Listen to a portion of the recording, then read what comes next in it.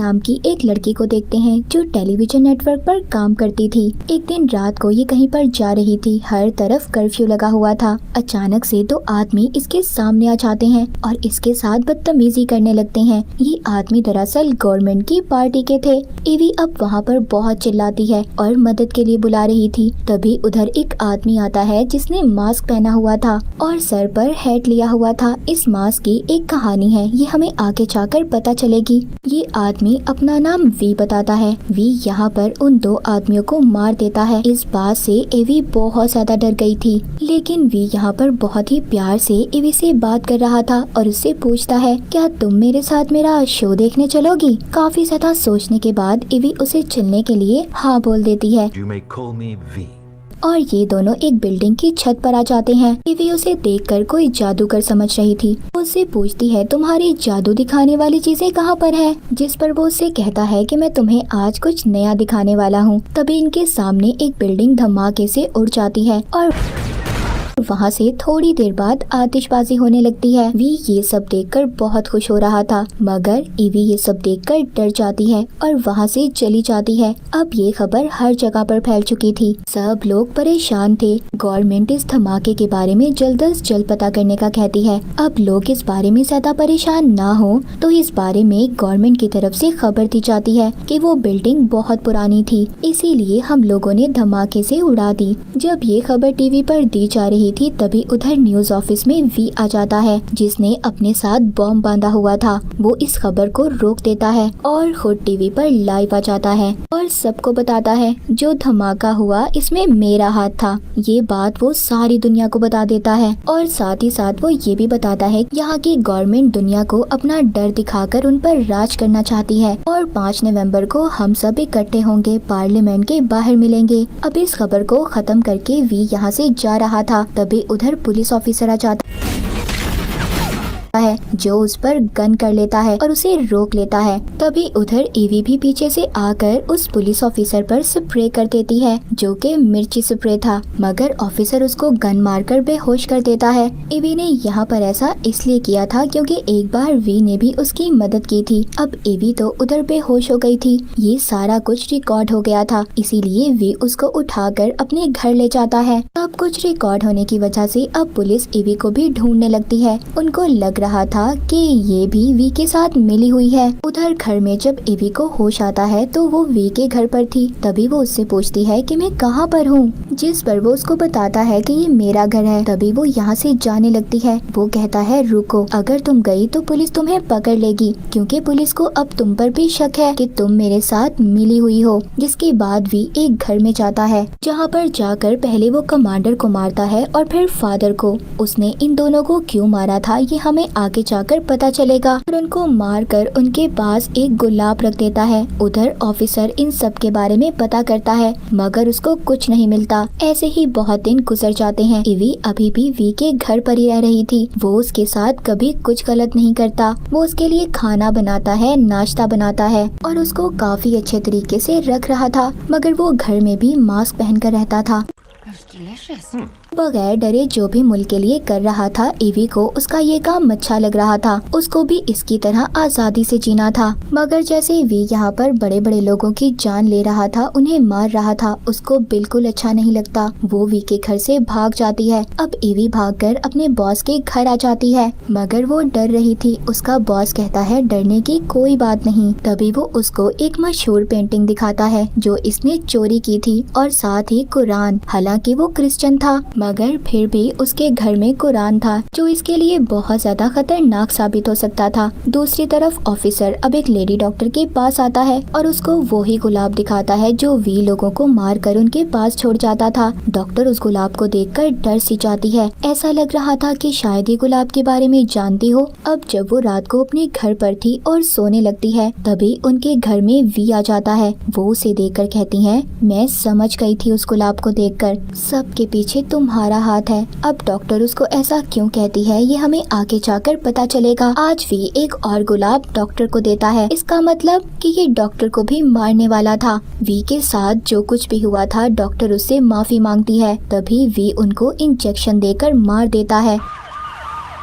और यहाँ से चला जाता है। तभी ऑफिसर भी आ जाता है, मगर तब तक डॉक्टर मर चुकी थी। ऑफिसर वहाँ पर डॉक्टर की लिखी हुई डायरी भी देखता है और उसको साथ अपने घर ले आता है। अब ये डायरी को जब पढ़ता है तो यहाँ से कहानी चली जाती है 2015 में, जहाँ पर इसको पता चलता है कि गवर्नमेंट ने एक नेशनल कैंप बनाया था जो दरअसल एक सेंटर था। इधर उन लोगों को रखा जाता था जो गवर्नमेंट के खिलाफ थे। यहाँ पर सभी लोगों पर बहुत जुल्म किया जाता था और उन पर अजीब अजीब तरह के एक्सपेरिमेंट किए जाते थे और ये सब एक्सपेरिमेंट इतने ज्यादा खतरनाक थे कि 75% लोग मर जाते हैं और बाकी जो लोग बचते हैं उनको कमरा नंबर 1, 2 और इस तरह 5 नंबर तक रखा जाता है, मगर ये लोग भी मर जाते हैं। सिर्फ कमरा नंबर 5 वाला आदमी बचता है। वो पूरे सेंटर को धमाके से उड़ाकर वहाँ से भाग जाता है और ये आदमी ही था जो आगे जाकर वी बना और जो एक्सपेरिमेंट इन लोगों पर किए जा रहे थे उनकी निगरानी फादर, कमांडर और डॉक्टर कर रहे थे। इसीलिए वी ने इन सबको मार दिया था।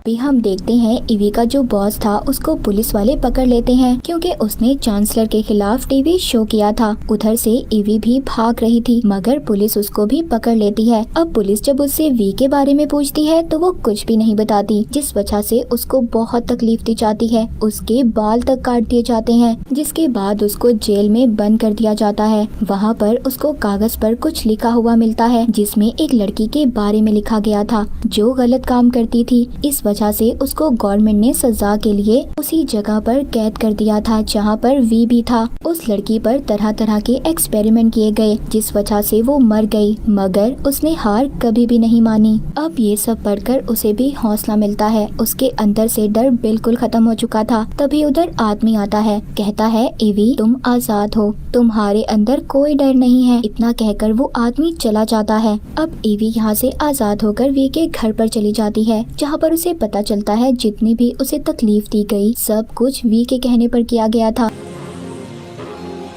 वो उस पर चिल्लाती है, कहती है ऐसा क्यों किया तुमने मेरे साथ। वो कहता है मैं तुम्हें मजबूत बनते देखना चाहता था, मुझे भी बहुत दुख हुआ, मगर अब तुम बिल्कुल बहादुर और मजबूत बन चुकी हो। वो उससे अपने बॉस के बारे में भी पूछती है। वो कहता है उसको मैंने नहीं बल्कि पुलिस ने मारा क्योंकि उसके घर से कुरान मिला था। अब वो उसको लिखा हुआ कागज देती है जिससे उसको पता चलता है कि वो कागज असली था, वो खुद उस लड़की ने लिखा था। ईवी जब यहाँ से जाने लगती है वो कहता है मैं 5 नवंबर से पहले एक बार तुमसे मिलना चाहता हूँ। वो हाँ बोलकर चली जाती है। अब अगले दिन ऑफिसर को मेल आती है, उसको एक आदमी मिलने के लिए बुलाता है और ये आदमी कोई और नहीं बल्कि वी ही था, मगर यहाँ पर वो अपना नाम कुछ और बताता है। यहाँ पर भी हम उसका चेहरा साफ साफ नहीं देख पाते। ऑफिसर वी को नहीं पहचान पाता, मगर यहाँ पर वो अपने पास्ट यानी माजी के बारे में बताता है, कैसे गवर्नमेंट ने मिलकर सेंटर को बनाया जहाँ पर लोगों पर एक्सपेरिमेंट कर एक वायरस तैयार किया गया। इस वायरस को फैलाने के लिए 3 जगहों को चुना गया था। पहला स्कूल, दूसरा स्टेशन और तीसरा एक प्लांट था। इस वायरस के बाद एक हफ्ते में बहुत सारे लोग मारे गए, मगर हैरानी की बात ये थी कि जिन लोगों ने इस वायरस को फैलाया था उनके पास ही वायरस का तोड़ भी था, जिसकी वजह से ये मशहूर हो गए। कुछ बेगुनाह लोगों को पकड़कर सजा दी गई जो असली कसूरवार थे। तब तक उन्हें ऊंची पोस्ट मिल चुकी थी। ये कहकर वो वहाँ से चला जाता है। अगले दिन ऑफिसर को कॉल आती है। उसको पता चलता है कि जो आदमी उसको रात मिला था उसने जो अपना नाम बताया था उस नाम का आदमी तो 20 साल पहले मर चुका था। अब ऑफिसर को कुछ समझ नहीं आती। 5 नवंबर भी करीब आ गई थी। उधर वी भी अपने जैसे मास सबको पहुंचा देता है और लोगों को इस गवर्नमेंट के खिलाफ भड़काता है। लोगों को ज्यादा गुस्सा तब आता है जब गवर्नमेंट का एक आदमी छोटी बच्ची को मार देता है जिसने वी का मास्क पहना हुआ था, और अब सभी लोग उस आदमी को भी मार देते हैं। अब 5 नवंबर की शाम ईवी वी से मिलने आती है। ये वी की गवर्नमेंट के खिलाफ आखिरी जंग थी।